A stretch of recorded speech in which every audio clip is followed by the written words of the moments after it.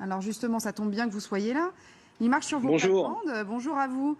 Il marche sur vos plates-bandes, là, Éric Ciotti. Vous savez, il y a une locution latine que j'aime beaucoup, acta, non verba.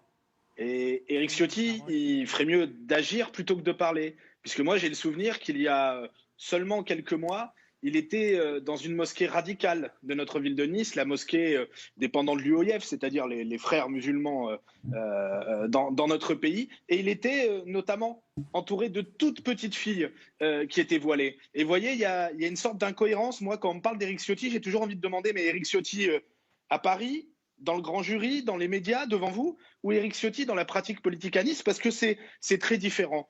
Au cœur de la circonscription, sur la circonscription électorale d'Éric Ciotti à Nice, il y a deux mosquées radicales qui ont été installées par le maire, Christian Estrosi. Ils se connaissent bien, alors c'est un peu ils sont un peu comme chien et chat, mais ils ont très longtemps marché la main dans la main. Christian Estrosi a installé deux mosquées dans des locaux municipaux. Ce sont des mosquées radicales, là aussi proches des frères musulmans.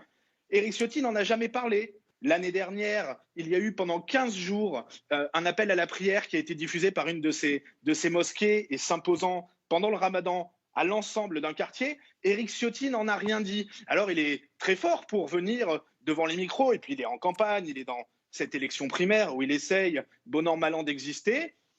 Il joue les matamores, mais en réalité, dans sa pratique politique, ici, à Nice, les choses sont beaucoup plus ambiguës. Un petit peu de cohérence, monsieur Ciotti, ce serait bien. J'ai retrouvé, Philippe Vardon, ce qu'avait dit le député Florent Boudier. C'est un député LaREM qui était rapporteur général du texte sur les séparatismes. Et il dit « Nous avons rétabli donc la version votée par l'Assemblée ». C'était donc au moment où cette proposition-là avait été écartée du texte.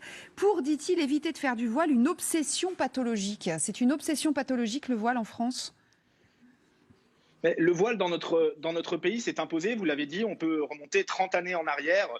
L'affaire des jeunes filles voilées à Creil s'est petit à petit imposée dans l'espace public, dans ma ville, dans ma région, dans notre pays, comme un élément de revendication communautaire, comme un élément politico-religieux. Et moi, je ne tombe pas, j'écoutais vos invités juste avant, dans cette espèce de relativisme qui voudrait que le voile, qui est un élément de ségrégation de la femme dans l'espace public, qui est un élément qui s'inscrit dans une démarche politico-religieuse, je ne vais pas le comparer avec une simple kippa ou la croix d'un communiant. Excusez-moi, je trouve ce relativisme tout à fait déplacé. Il y a bien sûr une volonté des réseaux islamistes, d'un certain nombre de prêcheurs de haine, de prédicateurs dans notre pays, d'imposer petit à petit des codes, des valeurs qui ne sont pas les nôtres. Et malheureusement, le voile en fait partie. Alors oui, moi, effectivement, quand je vois dans des écoles coraniques ou dans la rue des toutes petites filles qui sont voilées, je me dis, mais de quelle manière on les fait entrer dans notre société, quel message on leur donne? J'ai du mal à penser, évidemment, que ce soit leur choix, comme on le dit souvent. Et puis, vous savez,